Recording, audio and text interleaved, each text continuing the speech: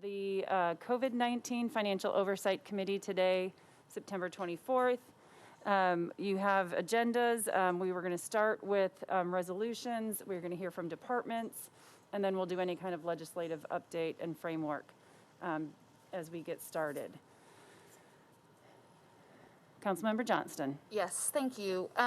So earlier this morning, the council, Civil Service Commission members, department heads all received a letter from Kevin Crumbo in response to the referendum that is possibly going to be going on the ballot in December that would obviously greatly affect our tax rate and therefore revenue to the city. And one of the things that he has asked, and I agree and think that it's appropriate and prudent, is to preserve the remaining unallocated $27 million because of the uncertainty of what's going to happen, where we're going. And thankfully, we've already allocated for individual support with food and rent and mortgage utility support and also small business. And I want to continue to hear from the different departments so that at some point, hopefully, we will find some resolution and be able to move forward in a responsible way with these limited dollars. But I'm hoping that the rest of the committee will agree with me that allocating any more dollars at this point is probably not the smartest thing to do. So I'd like to move to halt any for outside of the resolutions that we have now that are doing some cleanup and allocating for Metro's emergency response, that we would halt any other allocations until we can receive some sort of clarity on how we're moving forward. And I know that the departments, it's important money. It's not an emergency money, and I know it would help a lot, especially from a public safety perspective, which I'm all for.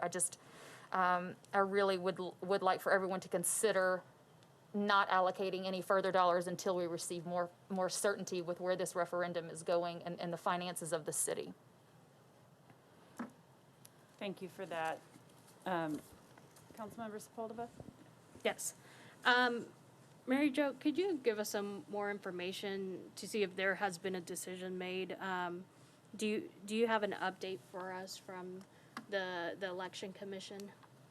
No. So, and I don't know that all of our committee members are as aware as the communication that was shared with department heads and our council members. But there is a proposed referendum that is being considered by the election commission to be a December 5th vote. Part of the proposed charter amendment would repeal the property tax increase that was put in place. If that property tax is repealed, excuse me, it puts Metro's budget into an unbalanced position by approximately $332 million. The impact of that proposed referendum, while not yet confirmed by election commission, is already having an impact on Metro finance and potential cash flows. So a memo was sent to the department heads as well as our elected officials this morning by Director Crumbo, which called for some spending reductions, such as hiring freezes, travel freeze, essentially only emergency spending in capital. And the last piece that Councilmember Johnston referred to was a request that the remaining 27.3 just be put on pause, that not be spent at this time until we have more clarity about the proposed referendum. The Election Commission has said it will be on their agenda tomorrow. So we expect a decision from the Election Commission tomorrow. Okay. I tend to agree with Councilwoman Johnston. The only outstanding thing I have is that this money is moving very slow out of, United Way is one of the main concerns I have. And I have concerns that, a lot of people don't know where they need to go and don't have one specific one-stop shop website that lays out everything. I know that we are working on that, and that the mayor's office is working on that, and that United Way is working on that. I just have a concern that we aren't advertising enough about the relief that we do have. And so I am open to halting spending from this committee right now, but I do think that we need to consider doing a smaller amount for advertisement or for hiring a specific person to push out the messaging that we have currently. So I don't know if the committee would be open to, talking about that. But I do think that we have to figure out a way to address the fact that people don't know where they need to go. And if we could address that without spending money, then I am open to that. But I do want to make sure that we touch base. Great. I'd also like to add that regardless of what the Election Commission decides tomorrow, there will be lawsuits either way. So tomorrow's not going to be the end-all, be-all of any sort of clarity of where we're going to be. So I just want to let you know that this is not going to be a short-term answer. And so again, reiterating the need to halt spending of the remaining $27 million. Was that a second to my motions? Yes. Okay. Sorry, that's a second. Yeah. Okay. So we have a motion to suspend further allocations of the 27.3 million, properly seconded. Is there any question, conversation? Go ahead. Go ahead, Sarah. It's on. Now you are. There you go. Speak into it.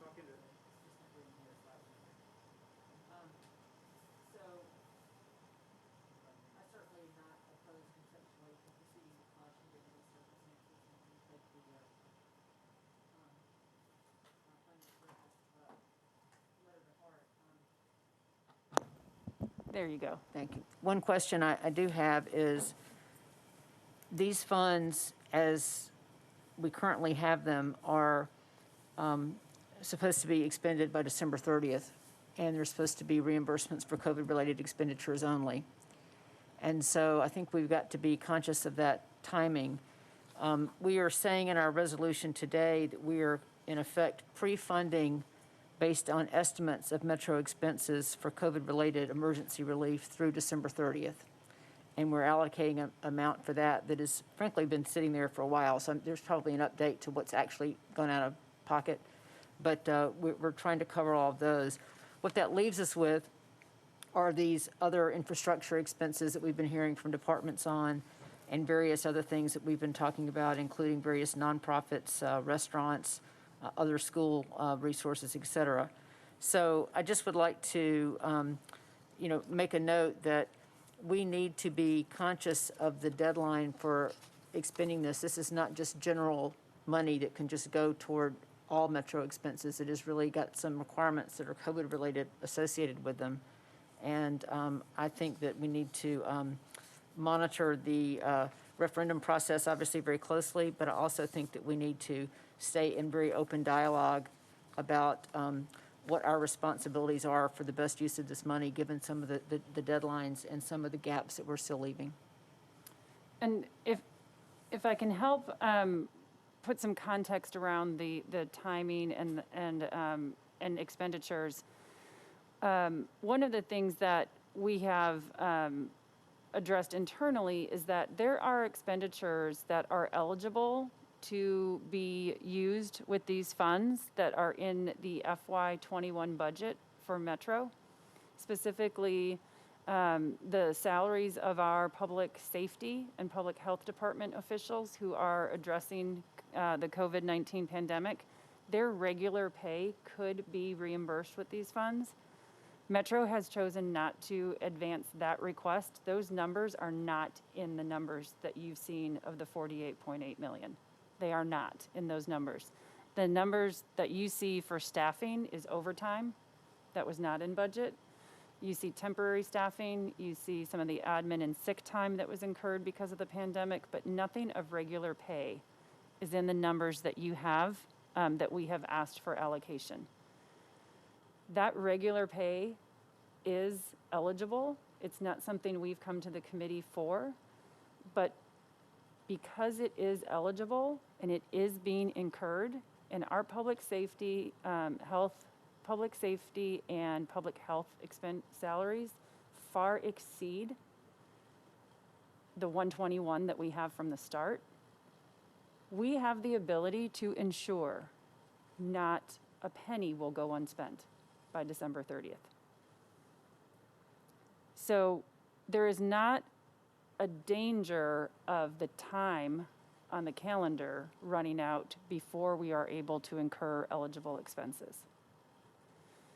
So I just wanted, that's a lot to sink in right now, but what it means is it's okay to pause right now. We have money out into the community that is being spent in, by those who need it.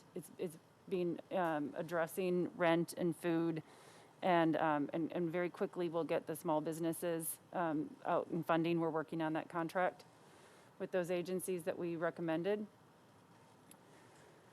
So it's okay to pause because we're not going to lose ground on the ability to ensure that the funds are spent. Now, that would be something that would come to this committee if that becomes the desire of Metro.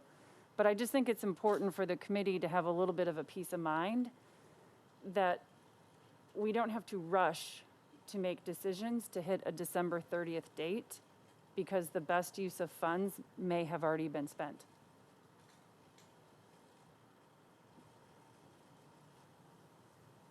Junod? I've got a parliamentary inquiry. Do we need, from a parliamentary standpoint, to pass a motion to say that we're not going to take up any additional funding, or can we just not take up any additional funding? And I guess my parliamentary inquiry is, what's the effect of passing a motion? Do we, if we want to revisit this in 3 weeks, do we need to pass another motion that lifts the prohibition and then we can consider it, or what does that Yeah, look I'm going to like? look to Alex to Yeah, answer that. you by passing this, it's mostly symbolic. If you did a motion right after it to allocate money, that would then kind of override that. So you don't have to do another motion to withdraw it. It would just be withdrawn by the fact that you subsequently allocated money. Okay, are there other questions, Edward? Yeah, well, I think both Sarah and Junod kind of covered a couple of things that I had, but I definitely understand the critical nature of what we're talking about, but I do also want to emphasize that we're here today speaking on equipment that we didn't have the last time that we're here, because somebody believes it's very important for us to have this and to do so. We have departments that are here today as well as the ones that were here last week making the same claims. I don't want to put a blanket across the fact that nothing is as important as waiting for information in a timeline that we don't really have right now.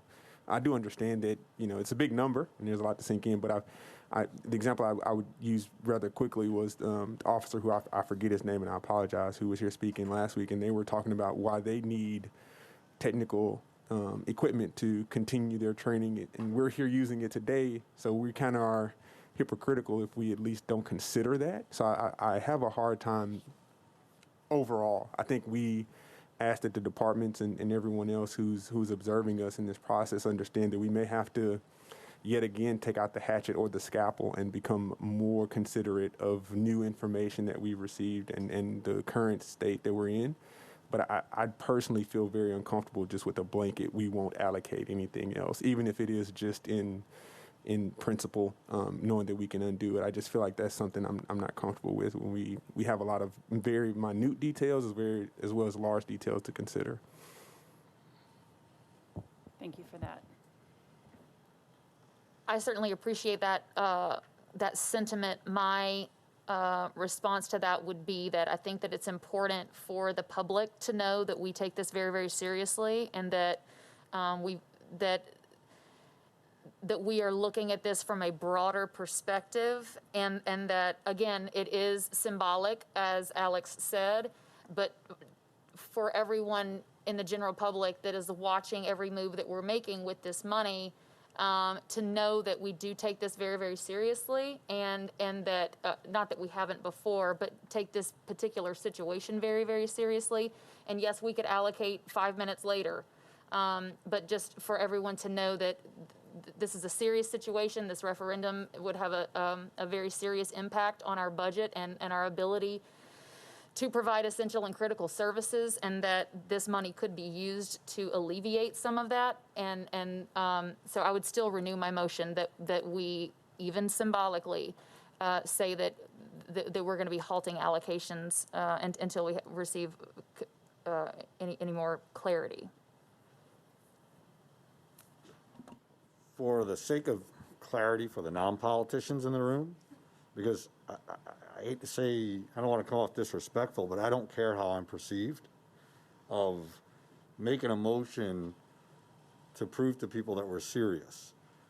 Unless that motion includes, we're reserving $27 million because if the referendum passes or fails, I'm not sure, if the budget crisis is created out of the property tax changing, then we're agreeing that $27 million will go to offset what was in the budget.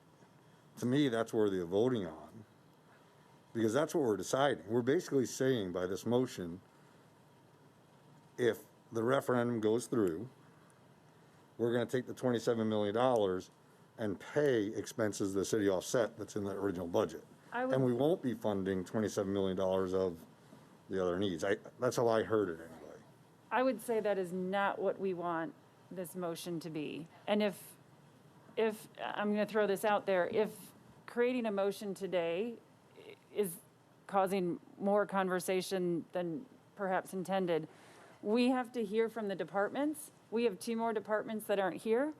We are not, just based on time on the clock, we are probably not going to have time for deliberation today of the department requests. So if we want to move forward with the understanding that today, just logistically, we aren't going to have the time for deliberation and recommendations, we could move forward. I'm not telling you what to do with your motion, but I think that yes. just logistically, Sure. I don't think we were planning on making any recommendations today because we had to hear from all the departments. Correct. So perhaps So with that, symbolically we don't. I will withdraw the motion with the emphasis on understanding how prudent we need to be, much more prudent than even maybe we needed to be last week, moving forward with these such important dollars. So with that, I'll turn my mic off.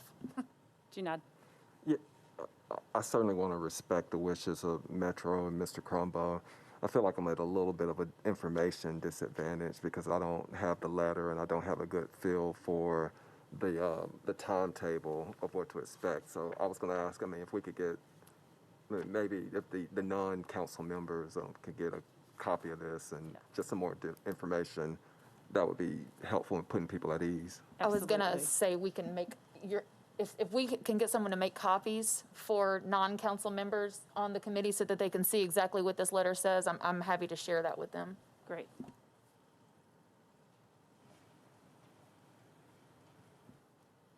Okay.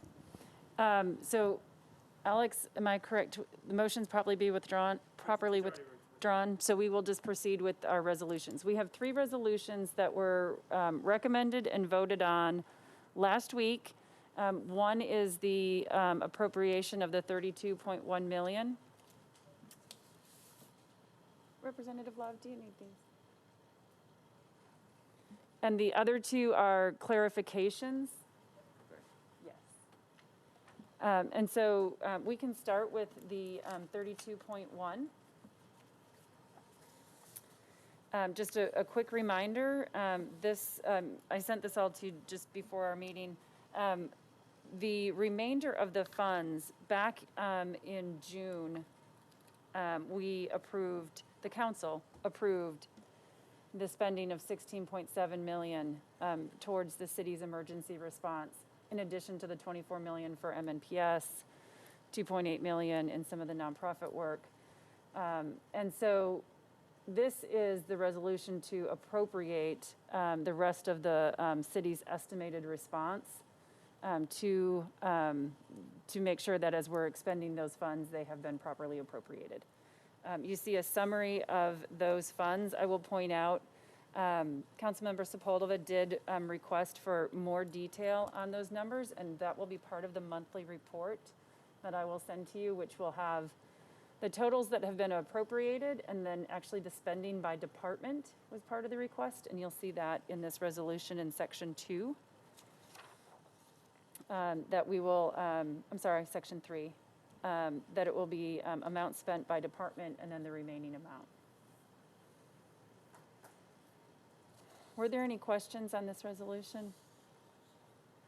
Drafted as we all, yes, Edward. I have a question. I think I've asked it before, and I've read through it, but I just want to be clear. And you made a very significant statement earlier about just the overall status of the dollars for staff time for employees. But is there the intent that these dollars will be monitored and updates given similar to the other dollars? Yes.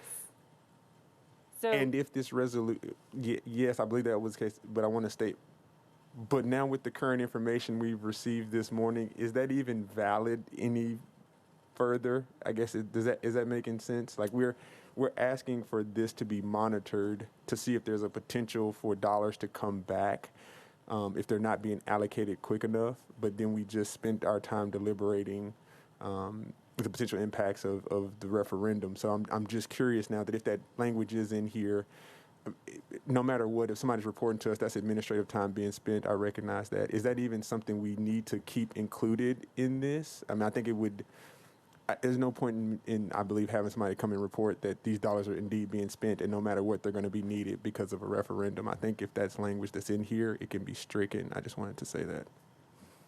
So as the person who will be doing the monthly reporting, I think it's important. I think it's important for you all to know. And I'll give you just one example of how this is still even more important now.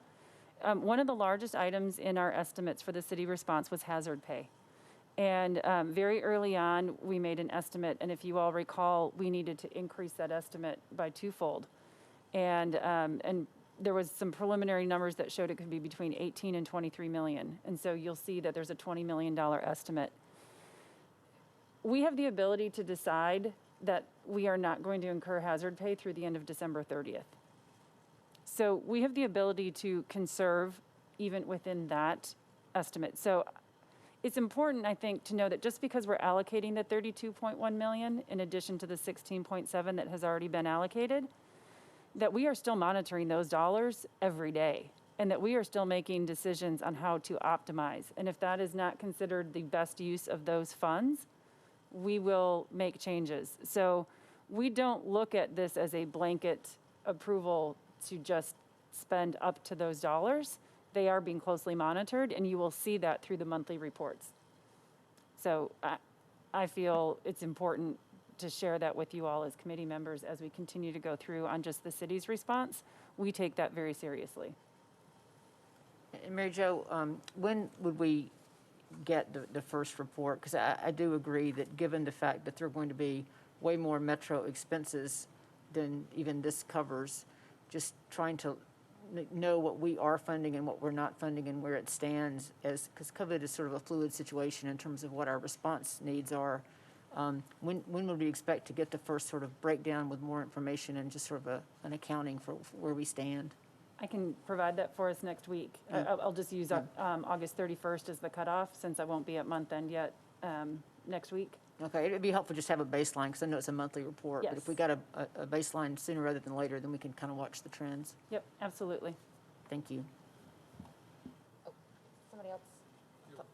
Councilmember You Johnson. good? I just wanted to bring to the attention of the committee that in the fifth whereas, it is referenced for the benefit of a community needs assessment and the amount of $500,000 was approved as referenced in the third whereas on May the 19th through RS 2023-18, there was a statement that was made that the Equity Alliance had done this work for their community needs assessment report for free.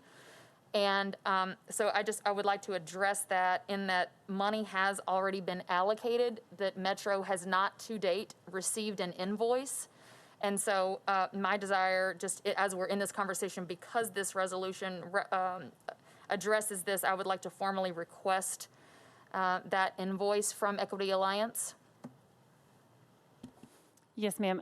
I did actually, I've been in conversation with them for the last 2 weeks, and just yesterday, they confirmed they were able to be set up in our iSupplier for their payment, and we are awaiting the invoice. So when I get that, you want me to bring that to the committee? That would be great. Thank you. Okay. One question that I did have, just thinking about this, and I apologize for keep bringing something that we may have decided to take off the table.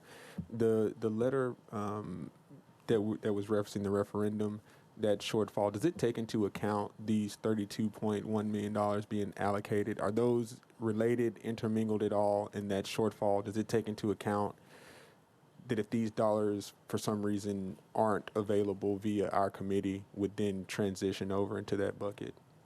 So these CARES Act dollars are completely independent of budget. So our FY21 budget was set, and those expenditures are the ones that are being addressed by the referendum, the $332 million. These dollars are separate. They are literally in a separate bank account, and all expenditures have come through the council initially and now through the committee for approval of expenditure. So they're independent of each other.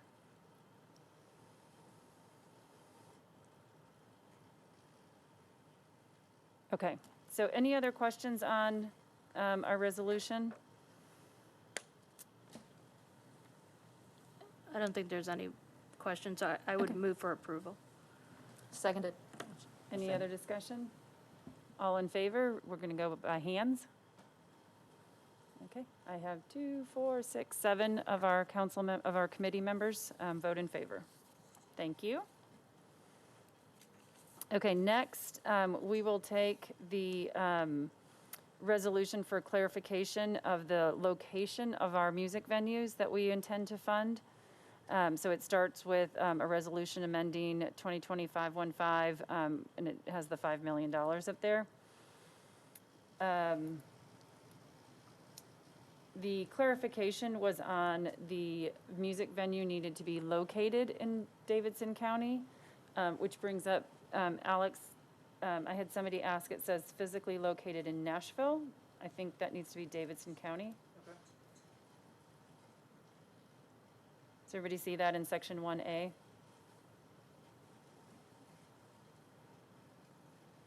And then, Sarah, if you would repeat your question. Yeah, and I don't asked. have the prior resolution in front of me, but I want to make sure that we're not inadvertently making an amendment to, I think, our original intent. So if you look at the third whereas clause, the $5 million annual receipts, I think we had a clarification that relates to the receipts sort of in the year prior to COVID, because otherwise we could bring in just about any venue of any size for this year. Right, so Alex, I think it said for the 12-month period ended February 29th, 2020.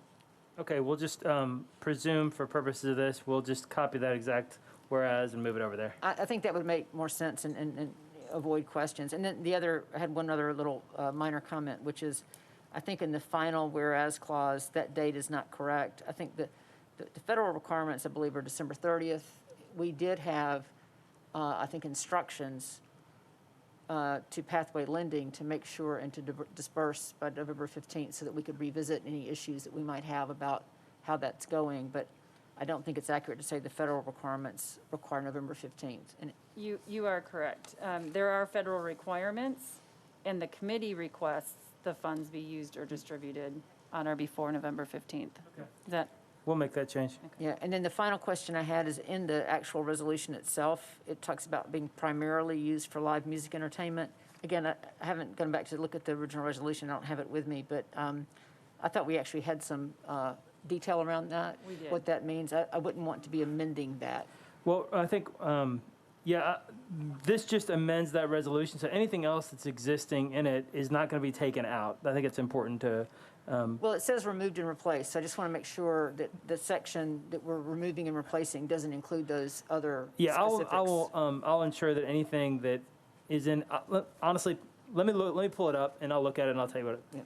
But I mean, you get the point. Just, we don't want to make sure that Yeah. by shorthanding something here, we're actually are deleting some of the specific requirements we were quite careful about before.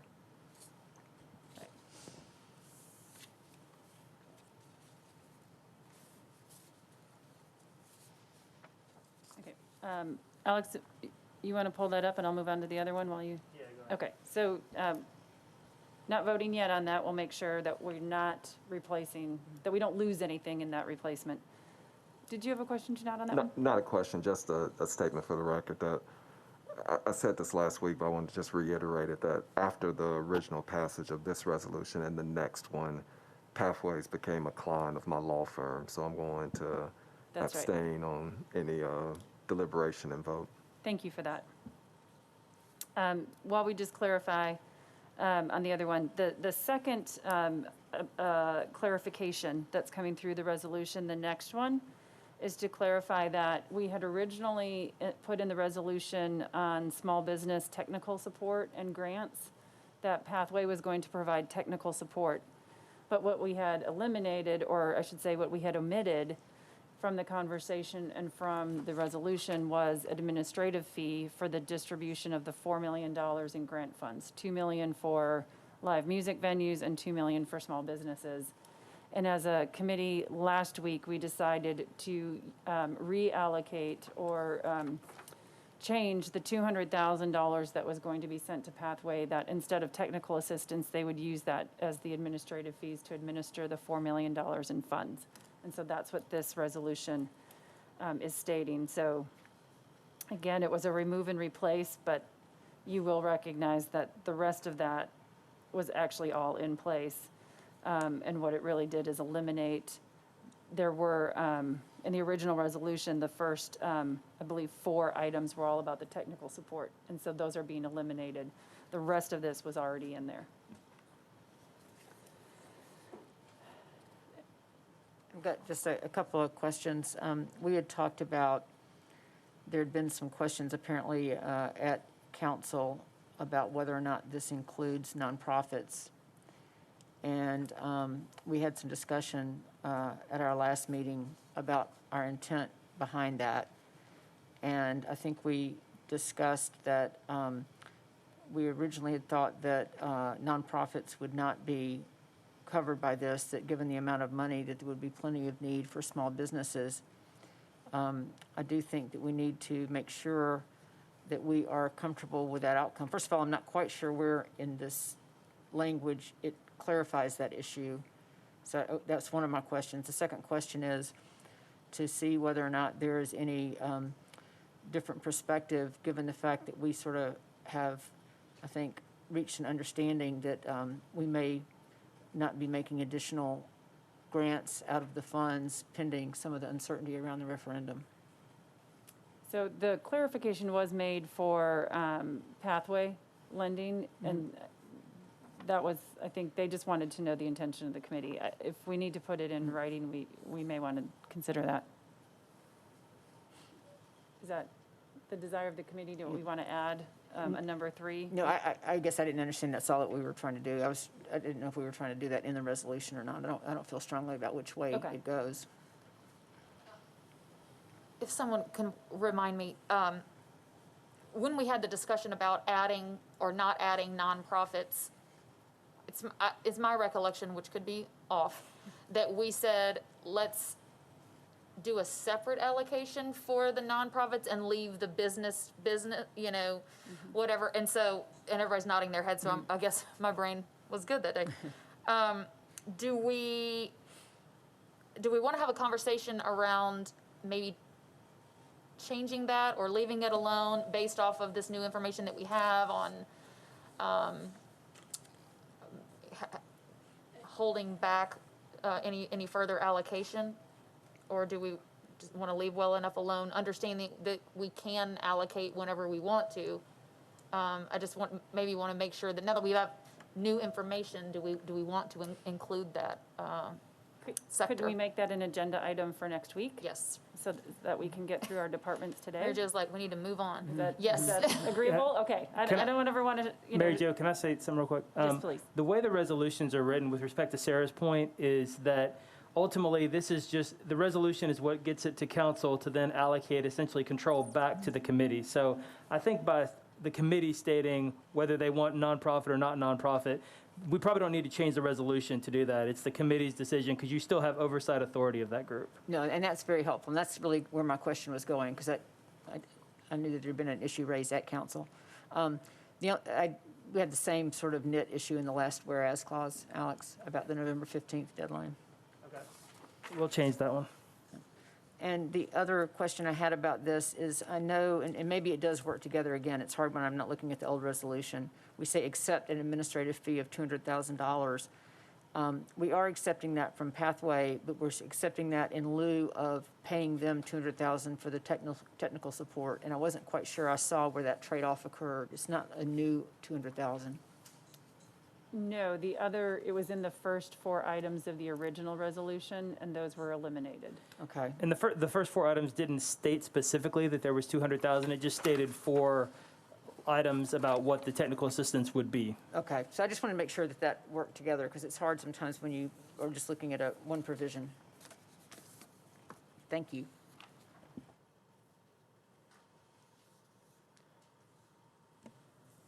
Mary Jo, can I request for the next meeting that we have pathway lending? Because I do have some questions about the awarding of the grants to certain nonprofits. Okay.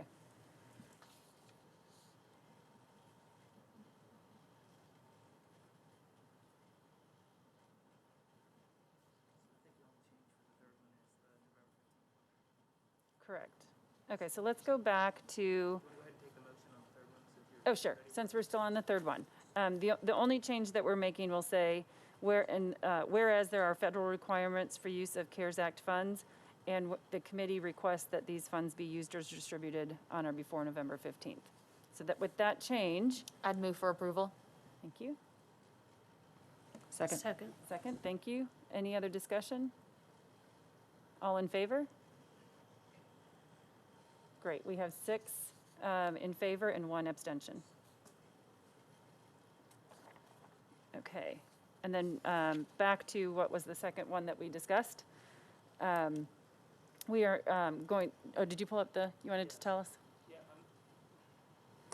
I think maybe we don't want to turn the whereas clause into something that changes the rest. I agree with that. So maybe it might make sense to just change the whereas clause to state that the Financial Oversight Committee seeks to clarify that all live music venues in Nashville, as further defined in the resolution, are eligible for funds, because that way it references it back and we don't have any questions about, because there's a zillion things we would have to put back into it and it would kind of lose its intention. So if everybody's okay with that, that would, I think, eliminate any questions. Just make it Davidson County.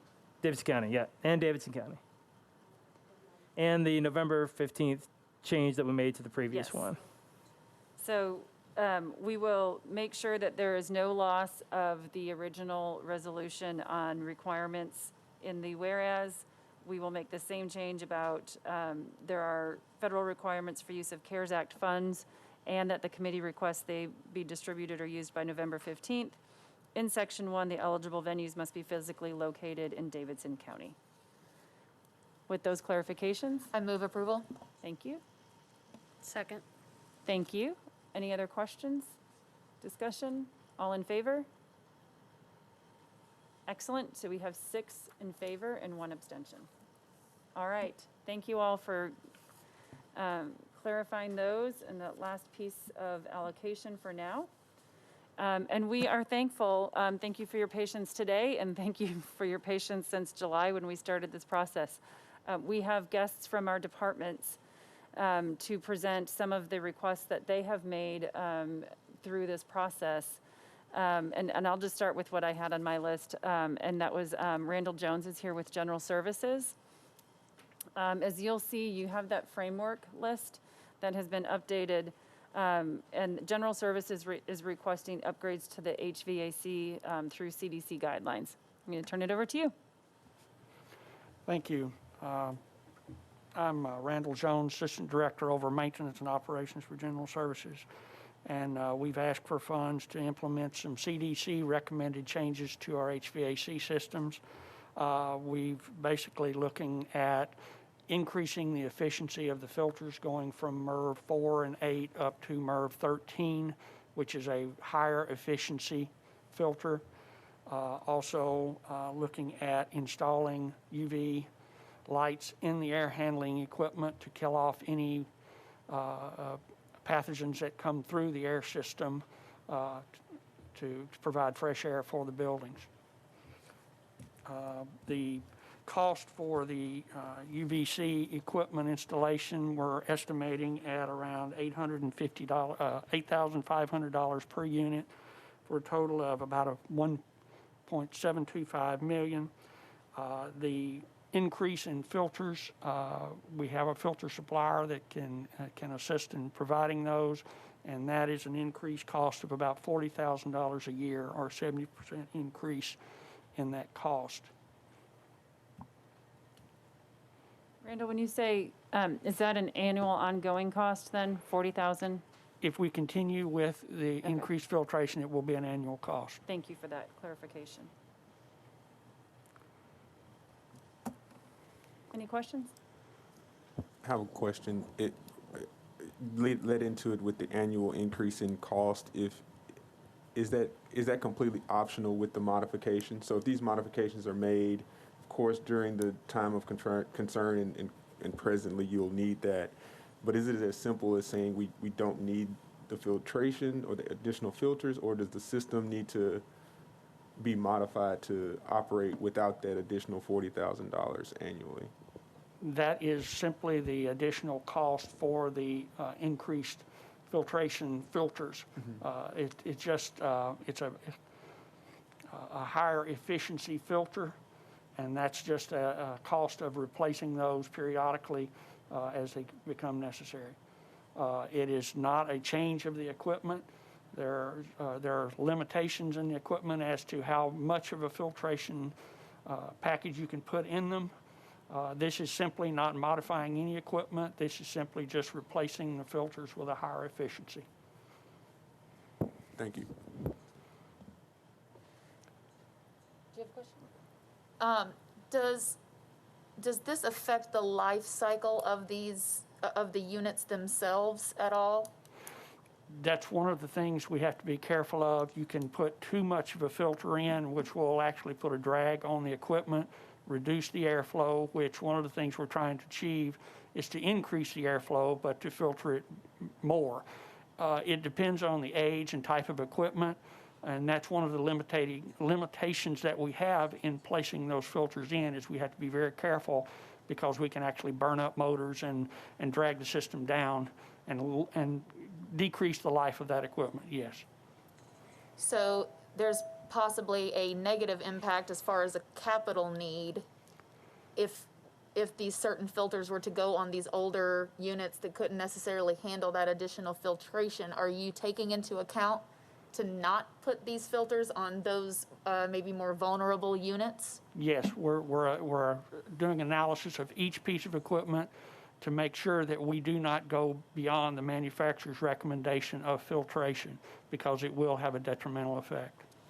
What is the impact of just using the red light? I'm pretty familiar with it in residential units without the filter, but just using the red light. Is there a benefit to that, or am I? The light is actually a UVC light that kills off the bacteria or a virus or any pathogens. The filtration is simply catching what's coming back through the return system so that you're not reintroducing it into a space. The light does require a dwell time. In other words, it has to have several cycles for it to actually kill off the bacteria or virus. The filters will capture what is coming through. So it's kind of it's an accumulative effect. One doesn't offset the other. They work together. And if, you know, the only limitation you have is just sheer size of the unit and the amount of light you have to put in it to do that. But Has there been any weight to the recent changes from the CDC? And to be quite honest with you, this could be fake news. I don't know what's real and what's not anymore, to be honest with you. But that the CDC had come out and said that it's not necessarily airborne. they've gone back and forth. Right. And so they've returned back to saying it is. So, I mean, Right. we're trying to work with the CDC Yeah. and also with recommendations from ASHRAE. And that's where we're putting our basis is in ASHRAE definition of what we need to do. Okay. All right. Thank you so much. You are- If we were to make the $1.7 million allocation that you're talking about, what facilities would be included and what would not be included? Okay, our priority list is looking at those that have a high public-facing building, such as buildings like the Justice A.A. Birch, the Historic Courthouse, the Metro Office Building, the Howard Office Building, Lentz Public Health, any building that is serving the public directly or has high public traffic, those are buildings we would do first. I don't know of any buildings that we've, quote, eliminated from the list. Some of those might be buildings that we're not going to occupy much longer, you know. So, but we're doing it on a priority basis, knowing that it takes time to design, procure, and install these systems, and we're looking at a November 15th deadline, then that kind of limits what we can do, even if we had the money today. Thank you, that's helpful. And when you look at the number of buildings you're talking about, at $8,000 a unit roughly, that's 200 buildings. How many potential buildings are you responsible for? And I assume you have more than one unit in a lot of the buildings. Right. So how many does this try to cover? Okay, that 203 is actual units, Right. not buildings. So we've got roughly 90 buildings, and some of them have more than one unit. So when you average that out, it's over 200 units that we would be looking at trying to do this. And if you looked at it just with the UV as opposed to the filtration system, how many could you do then? Would you be able to cover all the buildings?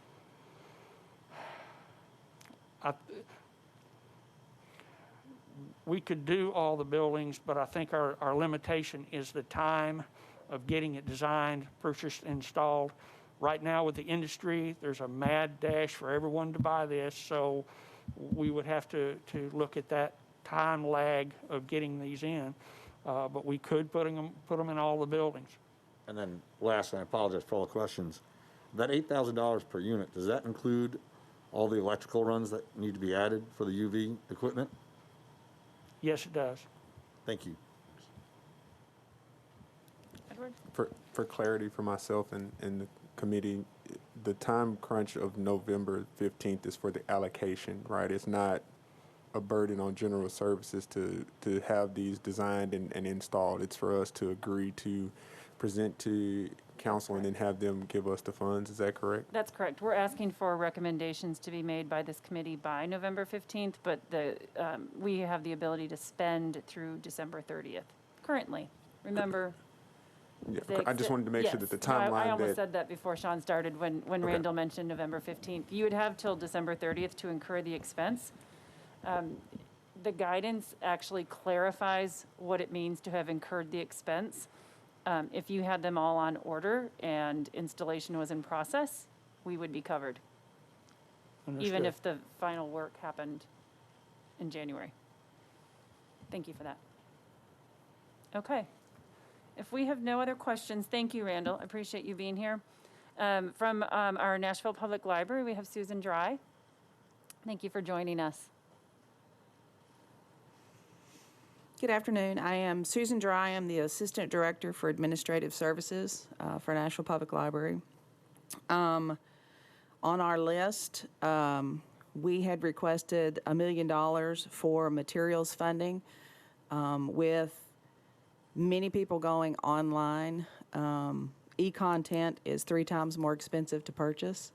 So we wanted to increase funding so that the citizens of Davidson County can have more content. Also, with closure, a lot of our programming is now being done online. We were requesting $15,000 for a server for our video production so that we can use and store story times, puppet shows, etc. In the future. Replacing the chiller at Green Hills, it is a 100-ton unit. It is at end of life. It is the last of our 5 regional branches that were built in the year 2000, and it is starting to have lots of issues, so we wanted to get that replaced. The last thing is replacing the HVAC unit at our historic East Branch Library. The unit that was put in apparently is too large for that facility. It does not cycle correctly, therefore it does not pull humidity out of the air. We are having lots of issues in that building with mold and efflorescence in the flooring. We have moisture in the walls. So we are, we've tried various things to get it under control, but we have been told that the best thing is to have it replaced. At the bottom, we had also at the East Branch, not sure, we added this to the list just in case, but we had a sewer collapse in that building. And the sewer line was at least 75 years old, if not older. It came to our attention when at the corner of Gallatin Road, there was raw sewage going out into the street, so we had to have it fixed. But with cameras, we went on ahead and scanned the entire line, which is almost a city block to where it goes into the city sewer. There were various vacancies within the line, so we had to replace the whole thing. And that ended up costing $163,000.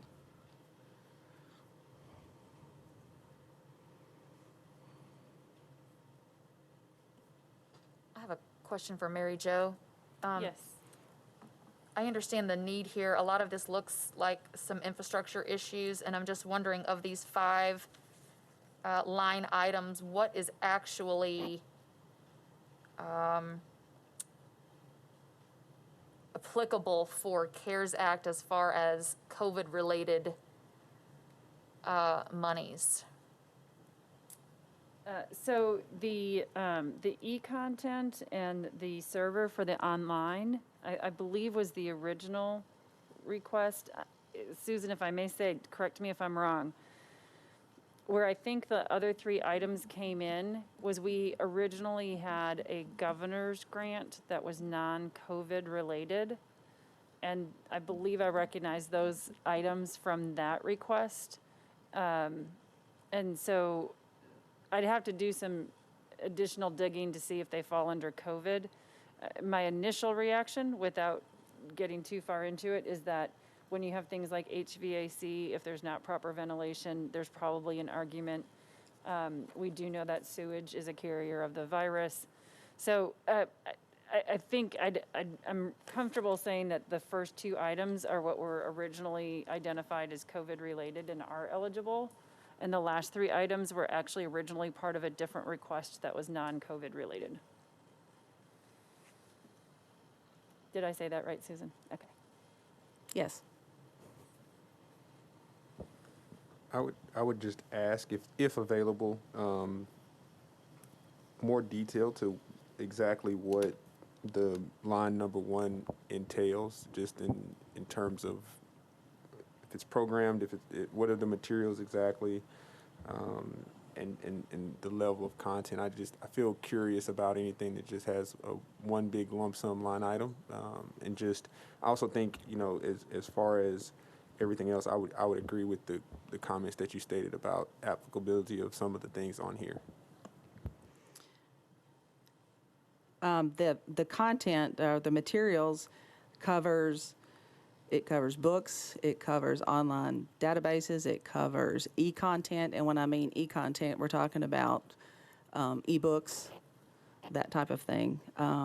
When we, as a library, get materials, it's kind of grouped together, but it covers everything that we deliver to the public. Right now, we are doing curbside at several locations, and so it would cover increased materials for that, and it would definitely cover the e-books. Then on the e-books, or the investment of the $1 million, that sits in a centralized area, so that would service all of Davidson County, unlike It does a hard service copy. all of Davidson County, yes. That's great, thank you.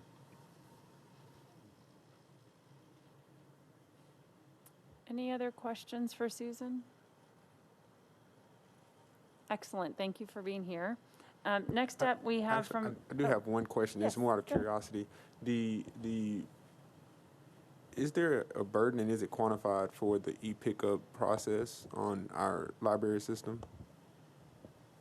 Meaning, do staff members who are library employees, are they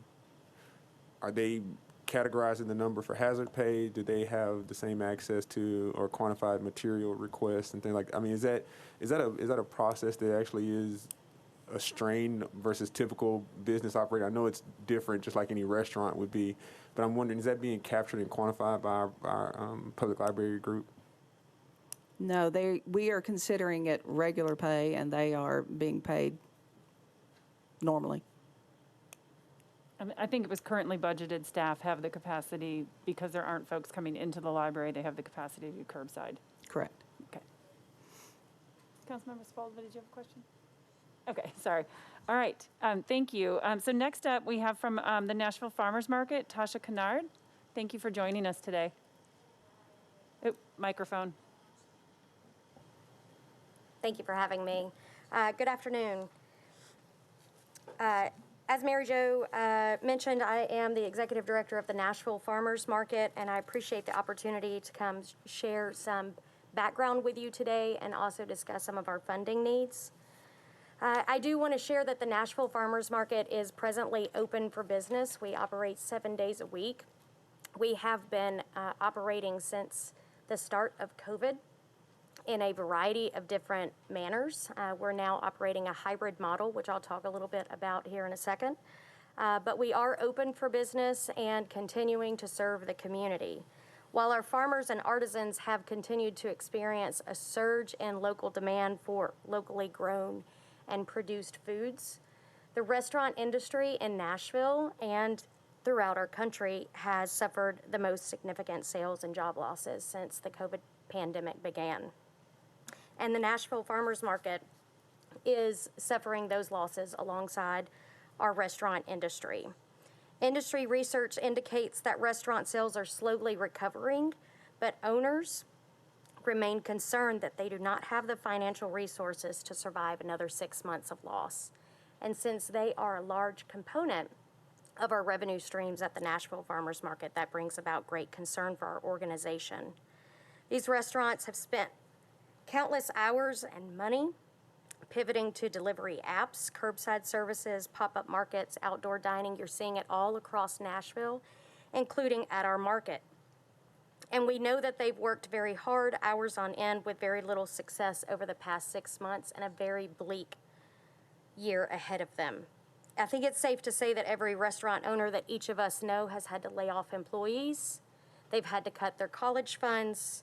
They've had to find ways to pivot to gain market share, pay their rent, pay their utilities, and also cover their food cost.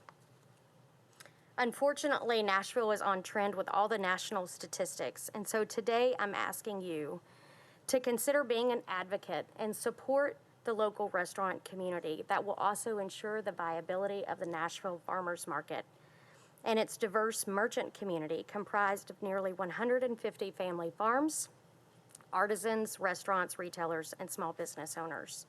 I'm going to give you a couple quick statistics, okay? 75% of the market restaurant owners need help paying their rent. They need financial assistance. 50% of our business owners at the Nashville Farmers Market operating restaurants inside the market house are past due on current rent.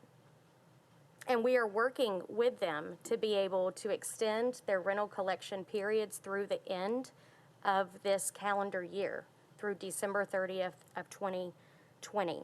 Our board has taken action to provide rent assistance to them through payment plans, through waiver of 6 weeks of rent. But many of these businesses do not qualify for several of the other financial aid options that have been available to them. I will share that 73% of these businesses have applied and received PPP funding. 60% have received small business grants from the state of Tennessee, while 40% of them do not qualify. None of them have been able to currently access the Pathway Lendings program, which I do believe will have a great benefit to them, but those funds are not yet available, and their businesses are continuing to hemorrhage. To date, the Nashville Farmers Market has incurred $143,000 in expenses due to COVID response, and we are projecting a total revenue loss of up to $500,000 for the period of March 2020 through June of 2021. And this is due to the potential closure of up to 5 market house restaurants and shops that are operating as multi-year tenants at the Nashville Farmers Market. It's also due to the cancellation of events, which brought in sponsorship dollars and additional sales and revenue for the Nashville Farmers Market.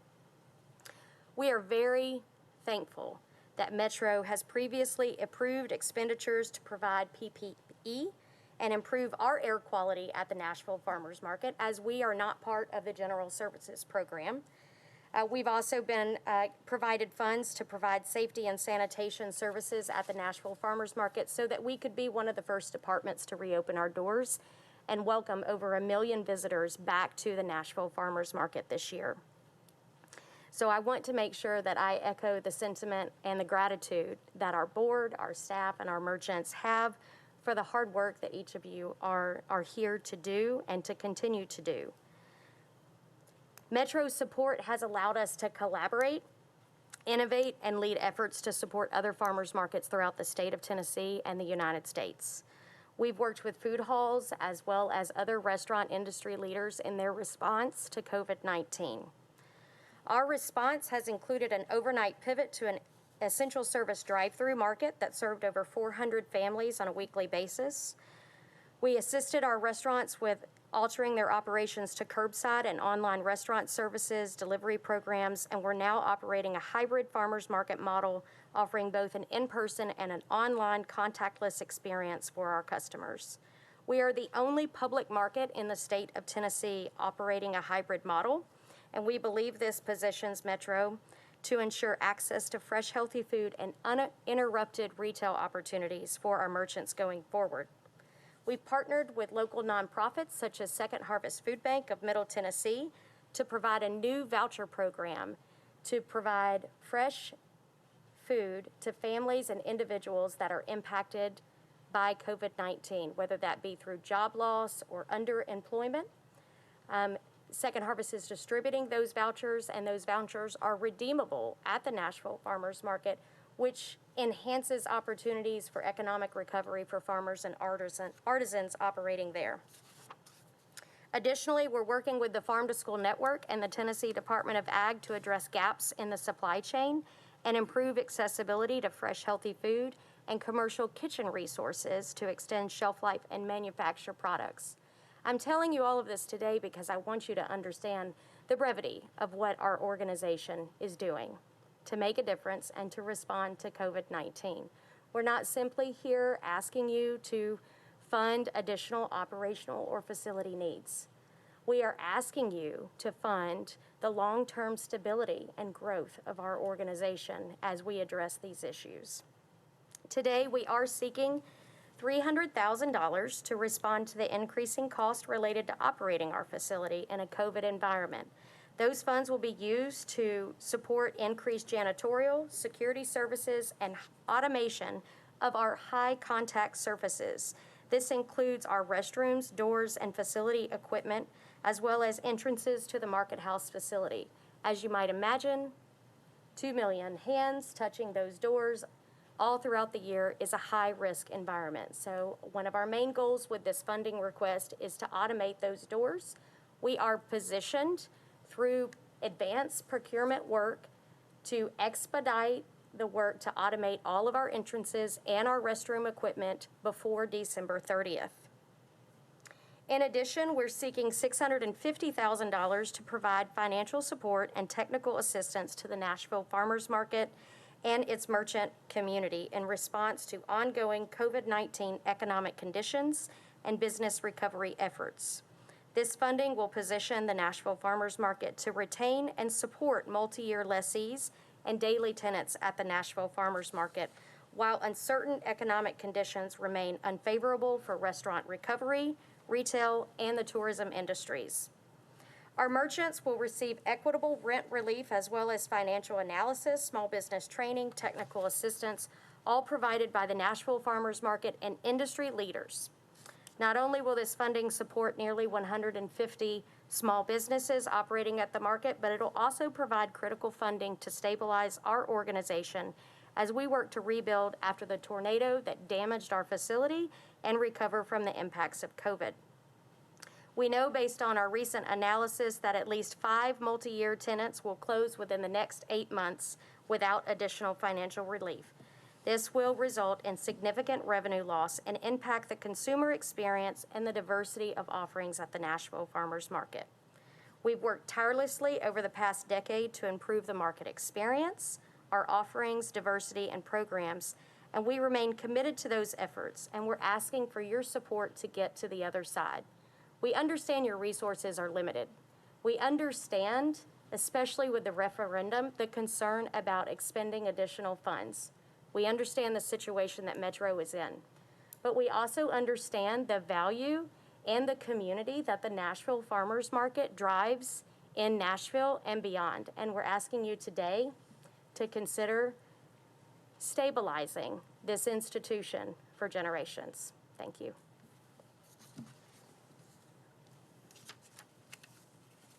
Mary Jo, can we know where Pathway Lending is and what the timeline is? Yeah, so all 5 of the entities that were approved on September 1st are going through the contracting process. So even at 11 o'clock today, NBIC was asking a few questions about how to submit their budget. So they have the contracts. The entities all have them. We're just waiting to get them back. Once we have them back and signed, we can do the funding. So I kind of suspect any day now, like by the end of this week, we should have all those back. We've been responding to their questions. Okay. I guess my overall concern is the same one I made earlier, that the public doesn't know.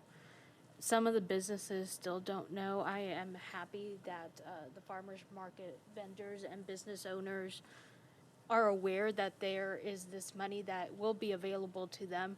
I am just concerned that our messaging isn't getting out there, and I'm concerned that everything is moving a little too slow, and we have businesses who are closing today and tomorrow. And so I don't know if there's a way for us to push those entities and Pathway Lending to move faster on this, but it just brings me great concern. We chose some of these because we knew that they already had the infrastructure in place to make this fast, and I'm just struggling to see that at this moment. Yeah, I understand and appreciate the comment, and we certainly have it as a priority from Metro Legal and Finance of making sure that we're not sitting on contracts. Some of it was the clarification that was needed, not that they needed these resolutions passed, but there's been a good bit of conversation, and I know that they are ready to go. It'll take about 48 hours from the signing of the contract to have the funds in their hands. So I believe by next week, they will all have funds in their hands. And I know that they have all indicated to me that they have the pipeline lined up. Some of them are already doing the work because they know it's coming. Did we have any questions for Tasha? I don't have any questions, but I did want to say that I've personally seen a couple of the responses from Pathway Lending to the different applicants. And I know we're waiting on the contract. The date that they said that they feel like they would get an answer and be able to disperse those funds was the last week in September, which we are coming upon very rapidly. And so it should be very, very, very, very soon, where I'm assuming that most all of the vendors and businesses that are in the farmers market would have access to those from the micro business perspective of $250,000 or less each year, and specific money out of the $2 million, the $600,000 was specified specifically for those types of businesses. So relief is on the way, is my point, through an existing allocation that was already made. Tasha? I just want a point of clarification. I really appreciate that comment. We have spent a great deal of time evaluating the financial needs of our merchants, and while many of them, about 20% of them, would qualify under the micro terms of the funding that you have presently allocated, the great majority of our restaurants that I'm talking about that are struggling far exceed the $1 million annual revenue receipts that are within the current lending or grant opportunities through Pathways. So these are very successful businesses that rely heavily on a large volume of customers, and the market has been able to be a retail location and restaurant location offering them this large volume of customers. And you know, I know that, you know, you can kind of compare it to a sports facility. You know, a sports facility really needs a large volume of fans to attend a game in order for everybody within that facility to be successful. And that's how the Nashville farmers market is. And when that formula works, when we're not at 50% reduced capacity, and when people are out eating at restaurants again, when everything begins to churn back and that large volume works, their revenue potential is significant. And it far exceeds the $1 million limitation that's put on that Pathways funding. So you might imagine I'm in a bit of a pinch that they're applying for the federal funds and the state funds that are available, but the funding that the city is making available right now, many of them will not have access to, and I've already had direct conversations with those providers. We will be able to tap into the technical assistance programs that you have funded. We're working closely with Angela Crane-Jones. She's actually on our board and has been a great consultant to us through this process and advisor to our merchant community. I appreciate that clarification. Let's make sure we keep getting more questions. Go ahead, Edward. Tasha, always great to hear from you. I know you and the farmers market do a great job under always ever-changing circumstances. I'm inclined to ask a very similar question because of where we are with everyone else. In a detailed breakdown exactly of the funds, I know it's not a large amount, but I think about access and access control. Are these automating all doors, automating all restrooms? If so, is there a way to break this down so that we're saying, hey, at least let us give the farmers market one main or two main entry points, one or two main restrooms, or men's and women's? Or is there a way that we're not, as a committee, looking at this when we're trying to decide yay or nay? We're able to decide yay to 10%, yay to 20%. I just want to emphasize my comments I made earlier.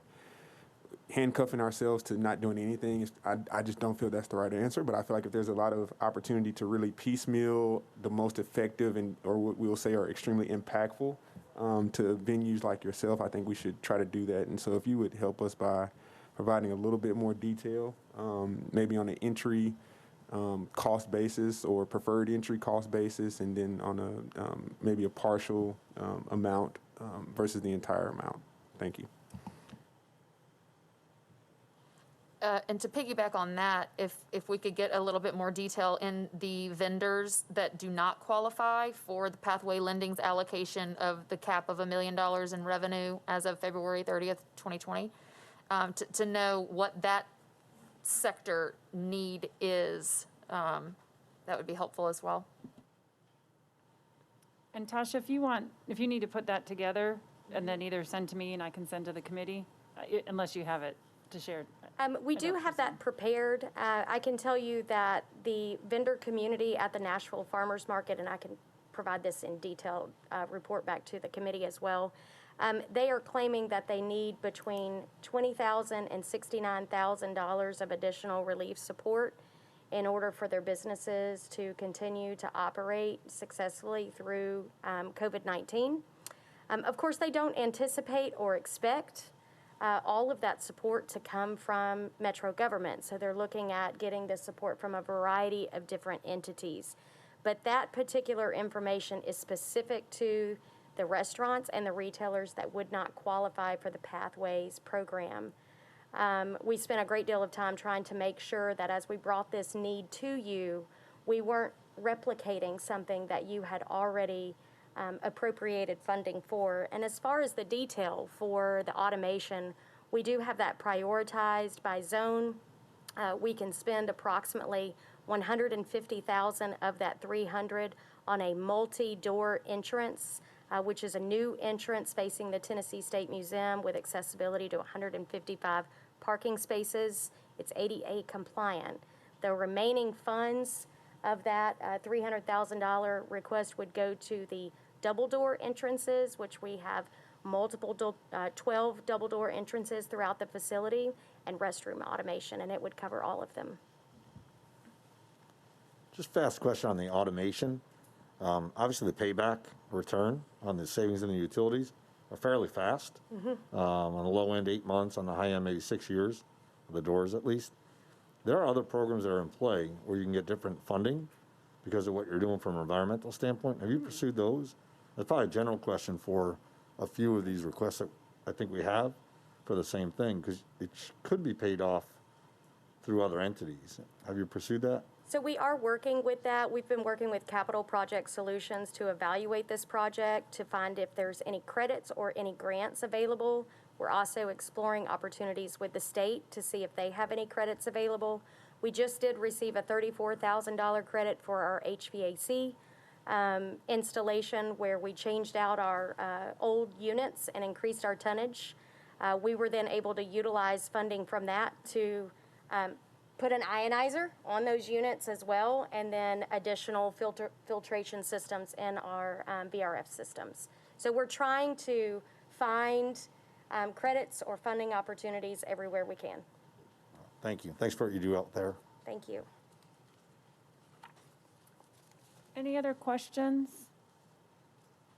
Excellent, thank you. Appreciate it, Tasha. And of course, not last and least, we have Sharon Wallstrom here from Public Works to share their requests with us. Microphone. Thank you for There we giving go. us an opportunity to speak today.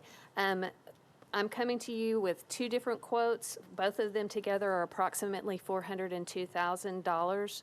The first quote is for some message boards. I know that you've seen these potentially at the Titans games, giving directions and parking directions and traffic flow. We also use these message boards for traffic calming. But for COVID, we have been using these message boards at the testing centers and also on Broadway downtown, giving mask information.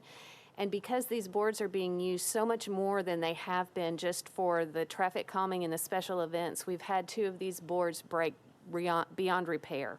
So $28,300 is what the most recent quote we've received to replace these two message boards. So we're asking for that so that we can continue using these for the COVID purposes, and then afterwards they will be repurposed for traffic and for traffic calming and for parking directions. The second quote that we have is to provide conference room capabilities to host web meetings and host remote meetings. Public Works is actually spread out across 8 different locations in different areas of the city.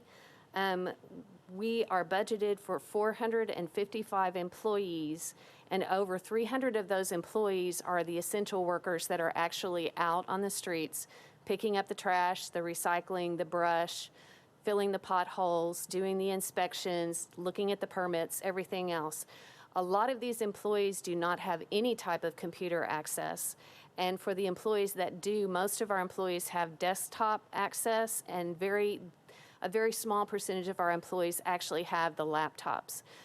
We are currently working rotating schedules to where the same groups are staying together so that they are not cross-contaminating other groups. So we're requesting that we be able to have this equipment installed in seven different locations within Public Works so that we can keep these groups meeting, we can provide orientation and COVID training and different items that we need, keeping these groups segregated, and we can do that remotely. So that's our request for that. And if anyone has any questions, I'm more than happy to answer.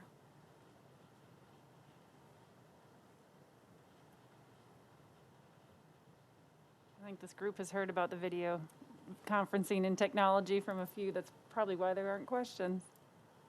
Anything else?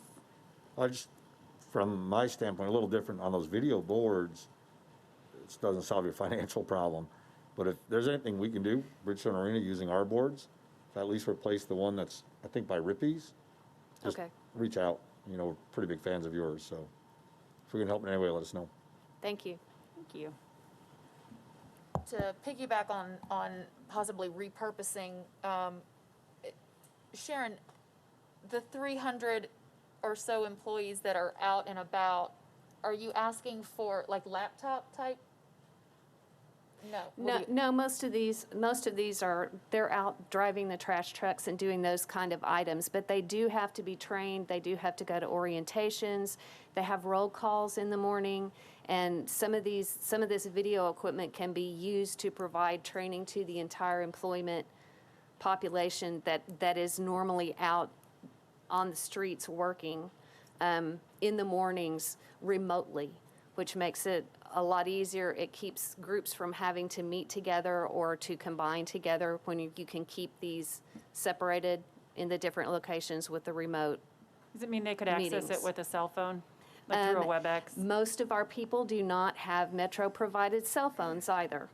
There is normally one cell phone that is just for phone purposes that's provided with each vehicle, so. I was just saying, but the remote technology, they wouldn't have to come in because they could access it remotely? Is that what?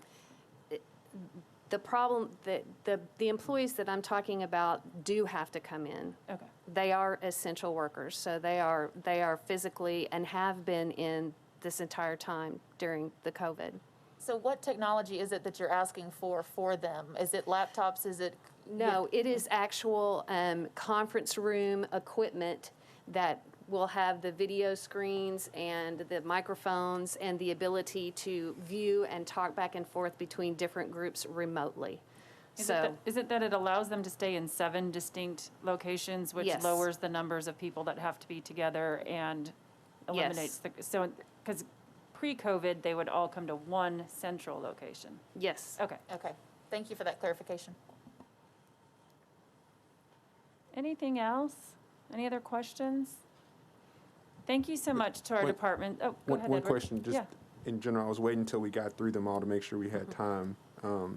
I would also like to ask that if there would be a request from General Services, and you may have looked at this or have that process going and then may have stopped it for the UV option for the air quality. Again, if time concern isn't boxing you out of that, I think that's a great option. And I think similar to Sean's point about automation, I mean, that's a great, I mean, that's just something that we probably should be doing anyway. So to be able to take advantage of that now, I'd like to see that as something presented to us in terms of what the possibilities may be. Randall, can you look into that and submit something back to the committee that if we went with just the UV option?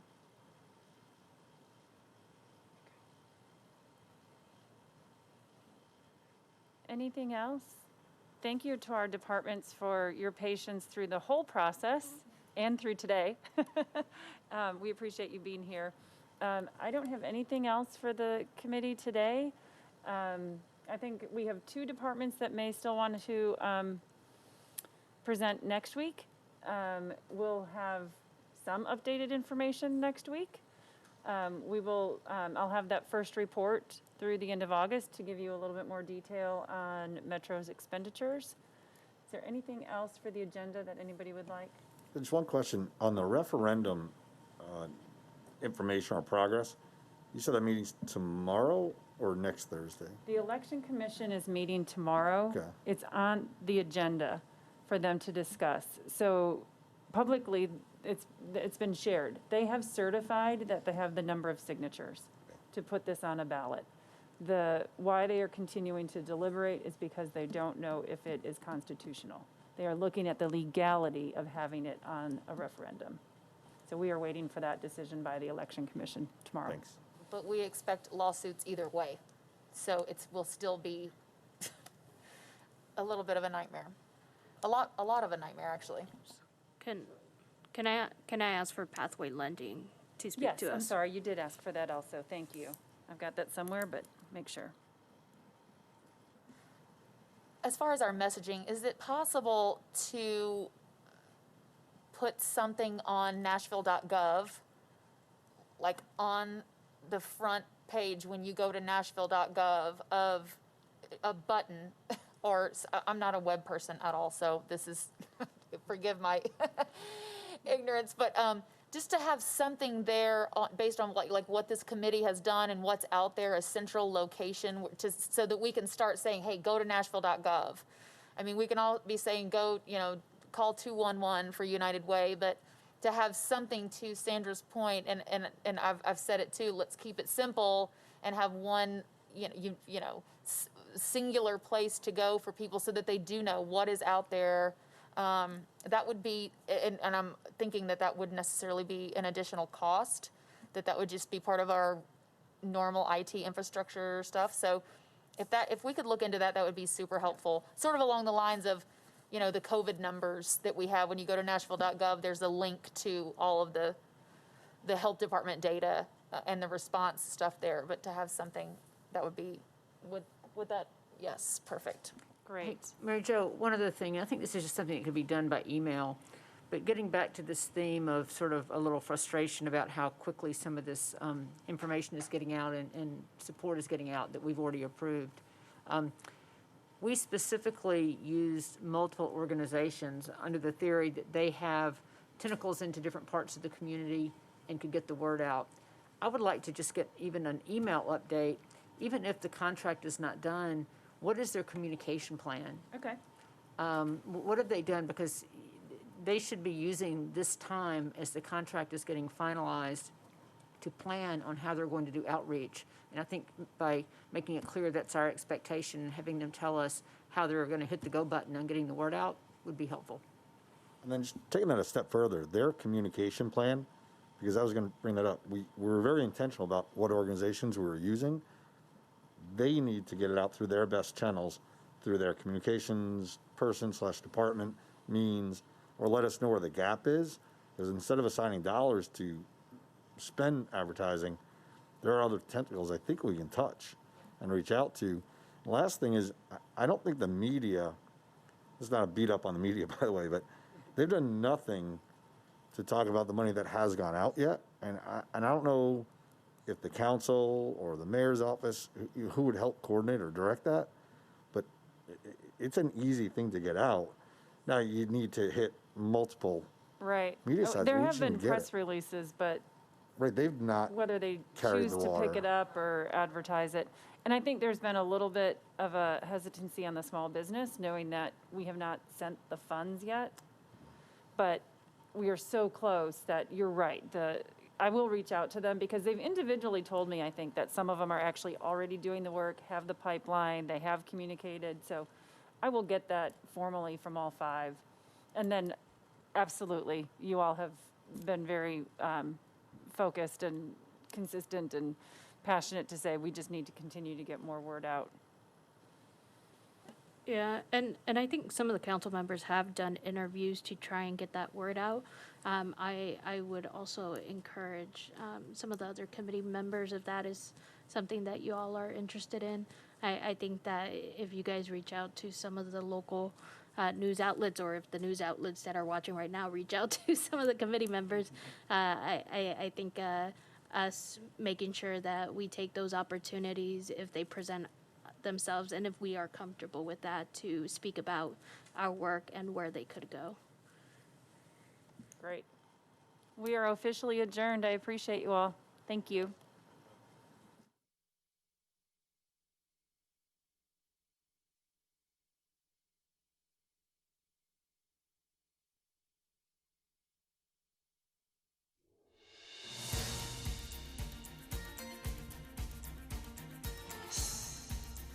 This has been a service of the Metro Nashville Network. If you would like to see this presentation again, or for more information about this and other programs, visit nashville.gov.